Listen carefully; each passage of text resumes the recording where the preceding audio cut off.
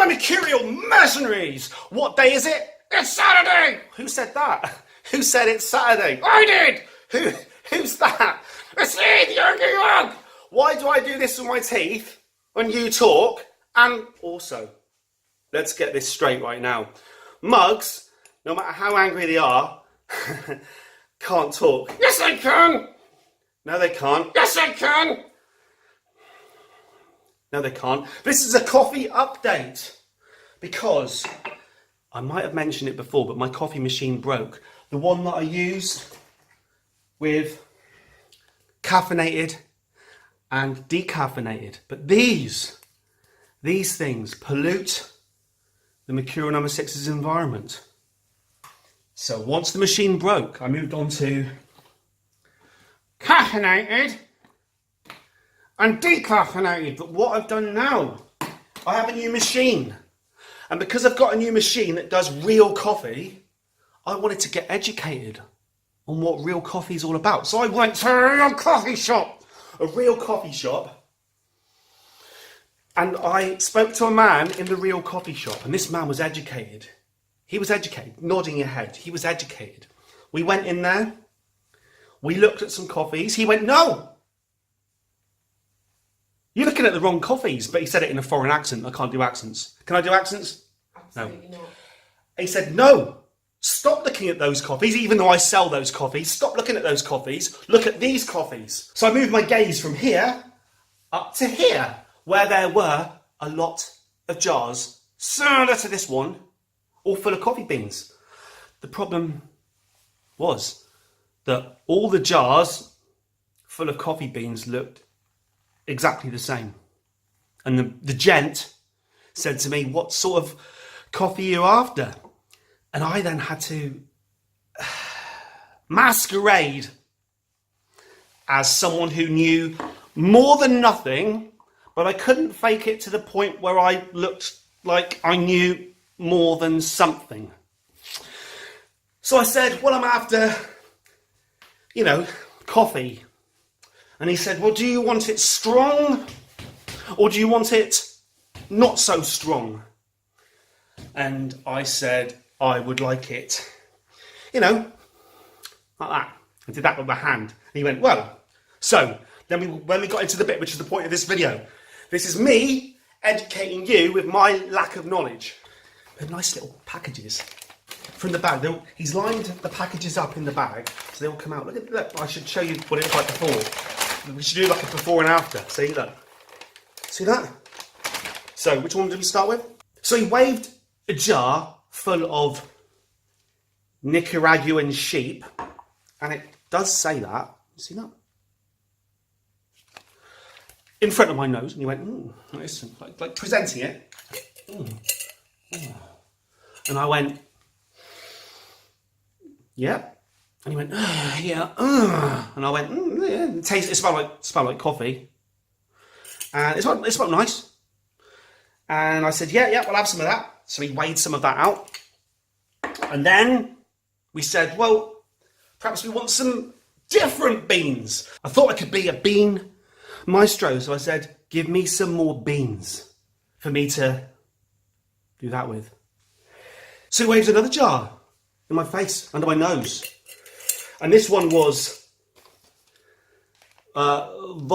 volcanic something. And he said, smell this. It's not every day you get a great big guy asking you to smell his beans. And I smelled. And I thought, yeah, all right, I'll have a bit of that. So we had a bit of that, volcanic. And this is an Arabica.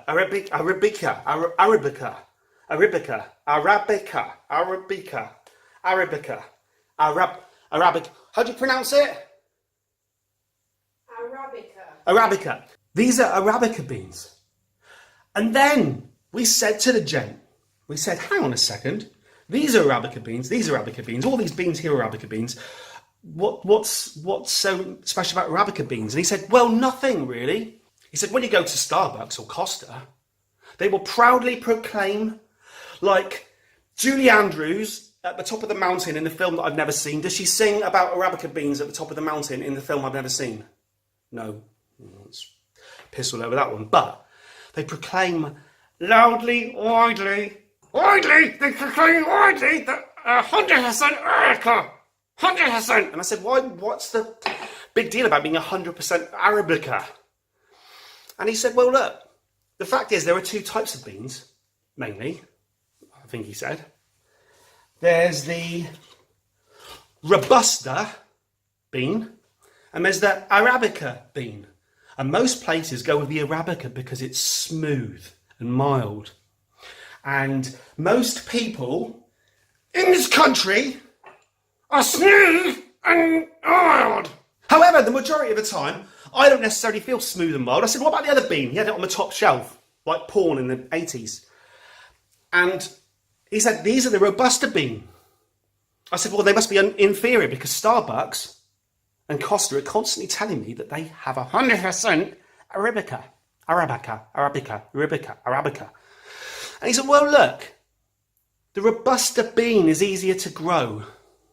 So technically, the Arabica bean is harder to grow. So technically, it's probably the better bean because of that reason. But the Robusta bean is stronger. Like Britney Spears in PVC spinning a chair around. And I thought, well, perhaps this is the way to go. He said, be careful about your heart, though. Be careful about your heart. So, I got a little bit of Ugandan Robusta. And what he said I could do is mix a little bit of the Ugandan Robusta in with the volcanic Arabica. And he said, he made sure, he told me that the volcanic Arabica wasn't roasted in a volcano. Apparently people have asked that. Probably Greta Van Fleet fans. Or I could mix it with the Nicaraguan sheep. That's what I've got. I can be a bean connoisseur.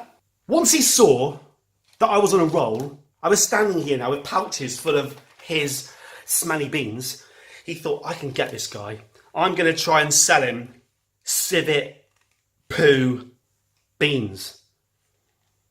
You know, that have been through the intestinal tract of... You say the civet was a cat. It's a wild cat, I'm sure it is. Basically, they force feed. It's quite cruel. When you read up on it, it's quite cruel. They force feed, like they do with geese for foie gras. They force feed cats, wild cats, coffee.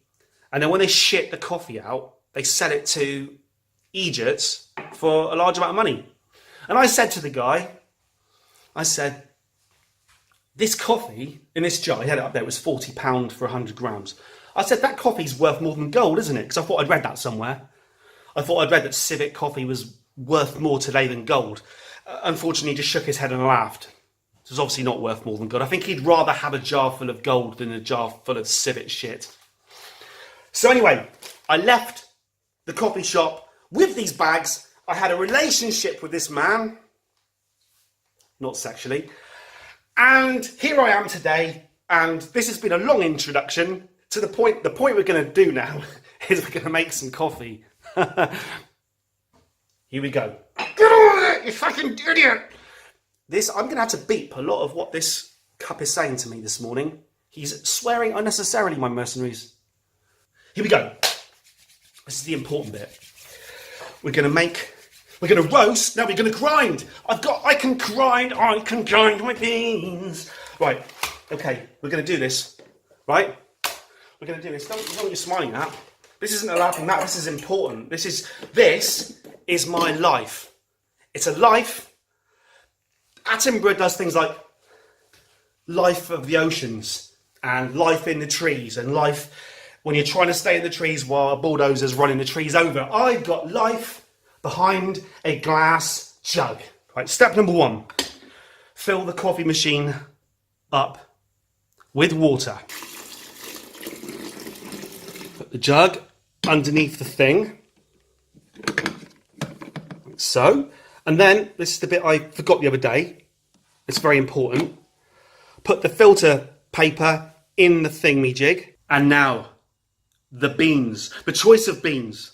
The choice of beans. Yeah, the Nicaraguan bean it is.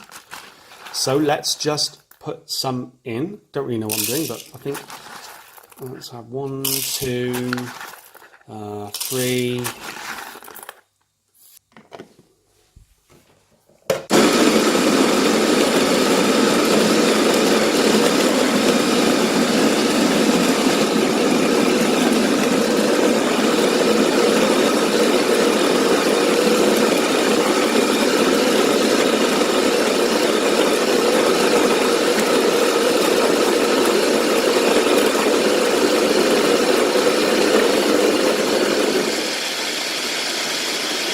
By a miracle, I would say a miracle of science, it's not really a miracle, water will come through the filter and through the coffee that's in the filter, and it will come into this jar. That was why it was important to put the jar there. I'll have a pint, please, Trace. All right, Del, do you want it in a glass? In your glass? No, yeah, otherwise it dribbles through my fingers. I messed that up. It's because he had his own tankard behind the bar. See, this should now taste better than this. We've still got a long way to go. We've still got a long way to go. We really have still got a long way to go. So it's percolating away. I think I may have overdone it. I'm going to have about this much coffee, probably the same amount of coffee as my face. But what I thought was, I could do something spur of the moment that involves drinking coffee. Perhaps I could do a Discover or something. I could go into the studio and listen to an album, which I've never listened to before.